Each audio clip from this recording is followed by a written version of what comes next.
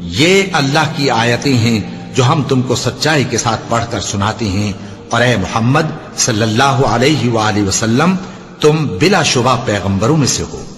یہ پیغمبر جو ہم وقتاً فوقتاً بھیجتے رہے ہیں، ان میں سے ہم نے بعض کو بعض پر فضیلت دی ہے، بعض ایسے ہیں جن سے اللہ نے گفتگو کی، اور بعض کے دوسرے امور میں مرتبے بلند کیے، اور عیسیٰ ابن مریم کو ہم نے کھلی ہوئی نشانیاں عطا کی اور روح القدس سے ان کو مدد دی، اور اگر اللہ چاہتا تو ان سے پچھلے لوگ اپنے پاس کھلی نشانیاں آنے کے بعد آپس میں نہ لڑتے، لیکن انہوں نے اختلاف کیا تو ان میں سے بعض تو ایمان لے آئے اور بعض کافر ہی رہے، اور اگر اللہ چاہتا تو یہ لوگ باہم جنگ و قتال نہ کرتے، لیکن اللہ جو چاہتا ہے کرتا ہے۔ اے ایمان والو،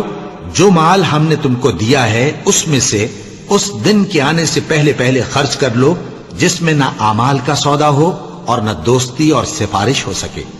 اور کفر کرنے والے لوگ ظالم ہیں۔ اللہ وہ معبود برحق ہے کہ اس کے سوا کوئی عبادت کے لائق نہیں،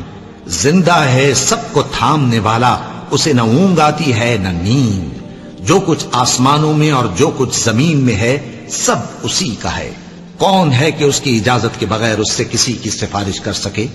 جو کچھ لوگوں کے روبرو ہو رہا ہے اور جو کچھ ان کے پیچھے ہو چکا ہے اسے سب معلوم ہے، اور لوگ اس کی معلومات میں سے کسی چیز پر دسترس حاصل نہیں کر سکتے، ہاں جس قدر وہ چاہتا ہے اسی قدر معلوم کرا دیتا ہے۔ اس کی بادشاہی اور علم آسمان اور زمین سب پر حاوی ہے، اور اسے ان کی حفاظت کچھ بھی دشوار نہیں۔